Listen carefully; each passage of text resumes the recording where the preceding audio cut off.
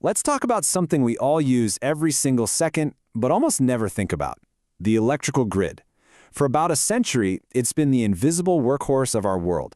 But right now, it's in the middle of one of the biggest, most important upgrades in modern history. Today, we're going to pull back the curtain on the smart grid, the quiet revolution that's happening right behind your wall socket. Okay, so what's the big difference here? Well, on the left, that's the grid we all grew up with. Think of it as a one-way street. Power flowed from a huge power plant, down the lines, and into your house. That was it, a monologue. But the smart grid on the right, that's a conversation. Now power and information are flowing in both directions. Solar panels on your roof can send energy back to the grid. Digital meters are constantly talking back to the utility. It's a massive shift from a rigid, top-down system to a flexible, intelligent network. Right. So why do we even need to do all this? The short answer is that our old 20th century grid just wasn't built for the world we live in today. It's kind of inefficient, it's more likely to have blackouts when demand is high, and, this is the big one, it has a really hard time dealing with the new kids on the block, renewable energy like wind and solar. And this, right here, is the real headache. Solar panels are great, but only when the sun's out. Wind turbines are fantastic, but only when the wind is blowing.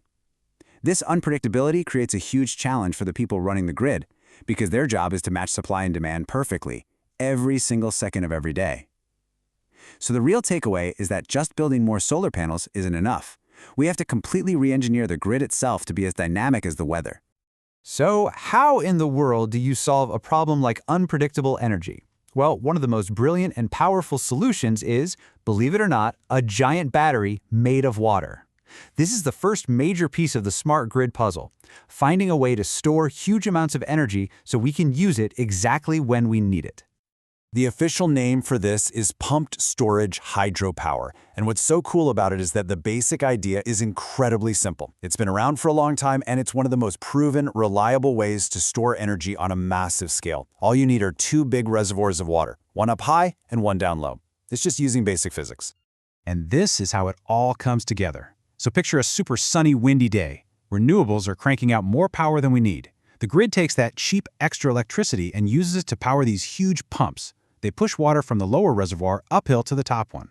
You're basically charging the battery with gravity. Then later that evening, when everyone gets home and starts turning things on, they just open the gates. The water rushes back down, spins a turbine, and generates electricity right when we need it the most. So simple, so effective.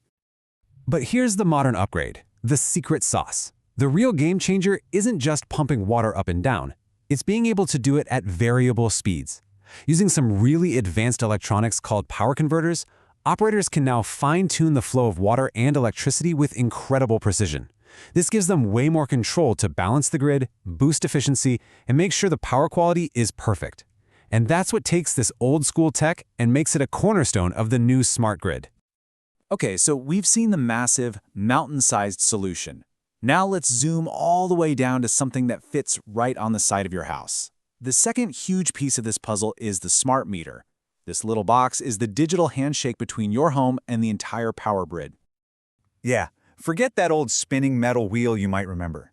If you were to crack open a modern smart meter, you'd find it's basically a powerful little computer. It's got its own power supply, super accurate sensors, a processor, and a bunch of ways to communicate. It's not just passively counting your usage anymore. It's actively sensing, thinking, and talking. So what exactly is the smart part? Well, it's this whole list of features. But the absolute game changer is that two-way communication. Your meter is in a constant conversation with the utility, sending back real-time data. This means the utility knows your power is out the second it happens, so they can fix it faster. It even opens the door for new kinds of billing plans that could actually save you money. And this is where it gets really wild. You take one of these meters, then you multiply it by millions, all of them reporting back to the utility over things like Wi-Fi or cellular networks. What you get for the very first time in history is this incredibly detailed, real-time map of exactly how and where energy is being used across the entire country. It's a total paradigm shift. Okay, so this all sounds amazing, right? We've got giant water batteries for stability and millions of smart meters giving us an ocean of data. Perfect. But as any engineer will tell you, every new solution brings its own brand new set of problems.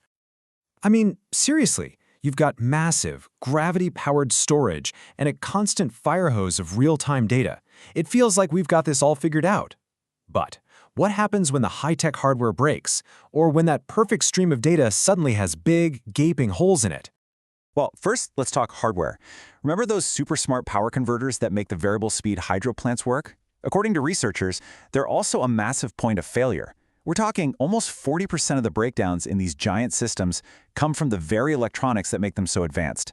And when one of those fails, it can take a 400 megawatt plant completely offline, which is a huge risk to the grid stability. And then you've got the data problem. That beautiful real-time map of energy use is only as good as the data feeding it. But in the real world, connections drop, sensors glitch out, and you end up with missing pieces and errors. It's like trying to navigate with a GPS that keeps cutting out. You just can't run a power grid on bad information. And this chart really shows you how tricky that is. You have to try and fill in or impute those missing data points. But as you can see, if you just use a simple method to guess, your error rate can be huge. That leads to bad forecasting and bad decisions. To get that error rate way down, you need much smarter, more sophisticated algorithms to make a really accurate, educated guess.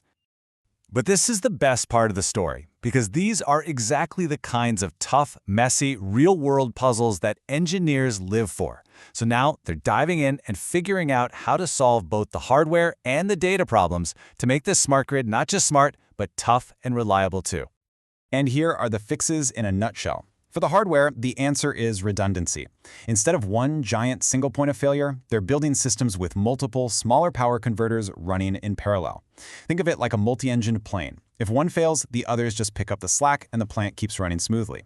For the data, the fix is a smarter algorithm, one that acts like a detective. It looks at the clues right before and after the data gap, but it also cross-references that with historical patterns to make the best possible guess to fill in what's missing. And does it work? You bet.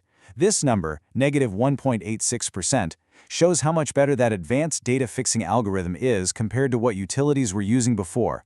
Now, that might not sound like a huge number, but when you're managing an entire nation's power grid, a nearly 2% improvement in accuracy is a massive leap forward. It's a total game changer. So really, the big takeaway here is that the smart grid isn't a destination we arrive at, it's a continuous journey of innovation and problem solving.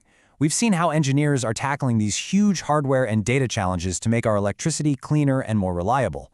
And it just makes you wonder, as our world gets even more connected, what incredible problem will they solve for us next?